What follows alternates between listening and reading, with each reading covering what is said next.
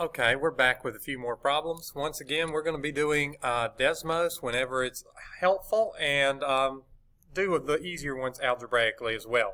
So on this particular problem, I have a thing and it wants me to find what's equivalent. It's worth looking at the answer choices just to see where you might start so it's clear that they factored it.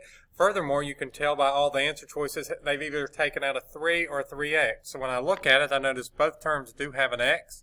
So dividing out a 3x sounds like a great idea since that's what they did. It kind of saves me the trouble of thinking of what number might work. So that leaves me with a 16x squared minus 81y squared. And now if I see, and then of course I would put my 3x in front just like they did. Now this, it would be nice to know if it would factor again. So that would be a 4x times 4x to get the 16.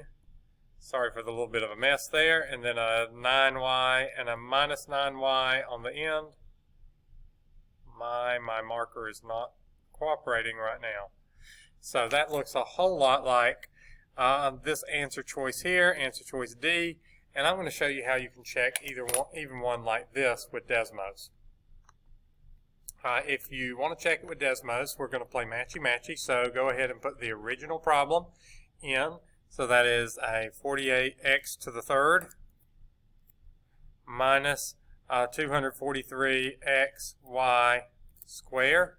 And it's going to get angry and not graph it. That's okay. What it is angry about is it doesn't like you having this x and y together that way. Let's see if it works that way. Yep, if you just set it equal to 0, it fixes it. Beautiful. A lot of times that works if you have an x and a y. Sometimes if you have an x with a different variable, it'll ask about sliders. And remember, sliders are tasty. You should order them.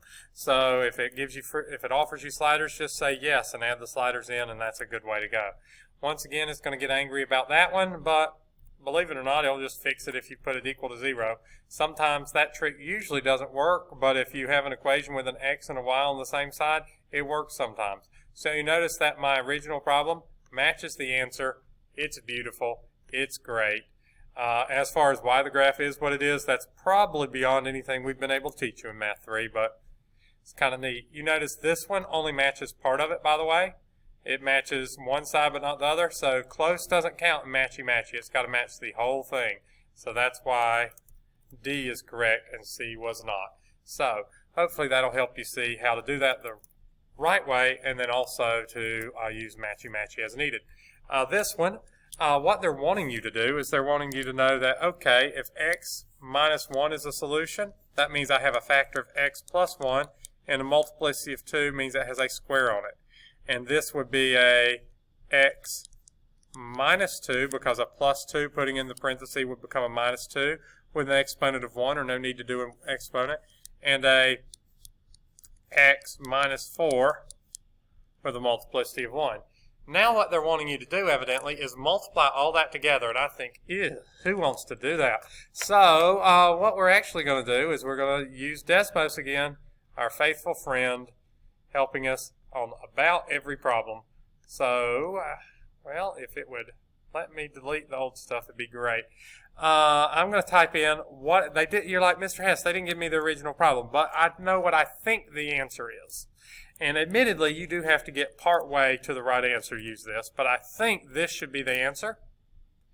And let's find the answer choice that does this. Now, one thing I can notice to help myself out is if I got this far with my answer, you notice you have 1, 2 x's here, 3, 4 x's, so it has to be one of the ones with the x to the fourth. So I'm not even going to bother with A and B because they only have 3 x's, and I think there should be 4 there.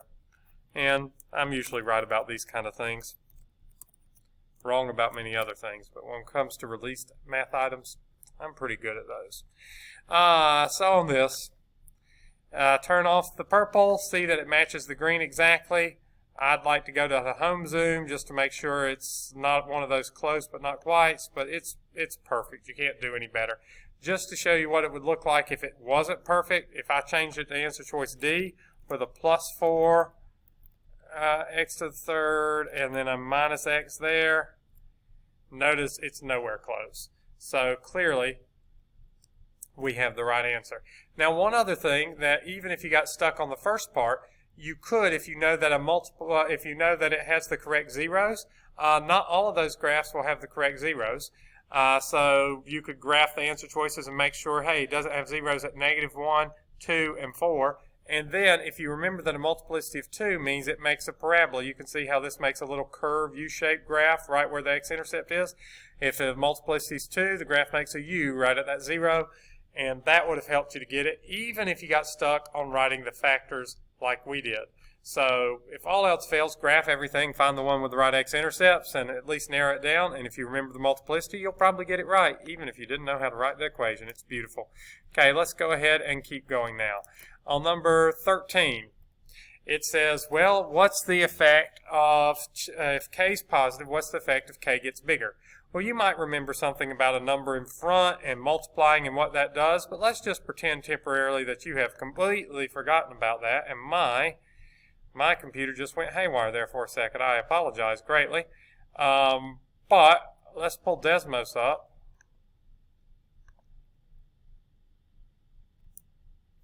And what it wants is k. And this is going to be a great illustration of how wonderful sliders are. Gotta love me a Desmos slider. So it says, it's not doing anything. It says, add a slider. I say, sure. And you notice as soon as I add the slider, it gives me something. And now the great thing about this slider is it's asking what happens when k gets bigger. Well, I've got the slider, make k get bigger. And notice as k gets bigger, the graph gets skinnier. So as k gets bigger, the graph gets skinnier. Well, let's see. Shifted up isn't right. Shifted down isn't right. Shifted vertically. And stretched vertically, stretched horizontally. Well, notice I said it was getting skinnier, so it's definitely not being stretched horizontally. And stretched vertically seems like a strange choice, but if you notice very carefully, like if I just have my original thing where k is 1, it's a little hard to see, but it is true as my slider changes, this thing is it's not only squeezing in, but it is actually being pulled up. It's sort of like there's two ways for somebody to look skinny. They can either be very thin, or they can just be not so thin, but so tall nobody notices. So that's kind of what was happening to that graph. It was shooting up so fast, nobody was noticing its width as much anymore because it was getting so stinking tall. Okay, number 14. Believe it or not, I'm not going to use Desmos on this one. I could, but it's a little bit of a pain to put a piecewise graph in Desmos. So spoiler alert, no Desmos for once. Here's h of -2. First thing you need to be sure to do is to pick the graph that's h, and remember that 2 there means I'm going to put a 2 where the x is. Now since this is a piecewise, there's two different pieces. The first rule is for situations where x is less than 2. The second one is for where it's greater than or equal to 2. Well, since 2 is equal to 2, I'm going to use this rule, meaning I have 4 times 2 plus 1, which gives me a value of 9. If I keep going on the next one, I'm going to switch colors here just to make it clear. Okay, this has to go into G. I'm going to plug a 1 in. I have to pick which rule. 1 is 1 less than 3, or is it greater than 3? Well, it turns out 1 is less than 3, so since 1 is less than 3, I'm going to use this rule. So that's going to be a 1 squared plus 2, which is equal to 3. Now, if you had trouble doing those, I said I wasn't going to use Desmos, but I guess I am going to use it a little bit. Sorry, can't stay away from Desmos. So if you needed to simplify those, you could just type in something like your 1 squared, plus 2, and of course it would give that to you. Now, please notice, when you get this far, what we do not have the answer. We know what that 9 is equal to h of 2. So I basically have 3 times 9 plus, and I know the g is equal to, g of 1 is equal to 3, so 4 times 3, and that would be 27 plus 12, or I could have put that in Desmos, but I'm trying to limit my addiction to Desmos a little bit today, and that's going to give me answer choice A. So if you want a refresher on how to do a piecewise graph in Desmos, don't worry, we're about to do it. 15, here's a piecewise graph. I could do exactly the same thing, and I'll do it that way just to show you, because piecewise are a little bit of a pain.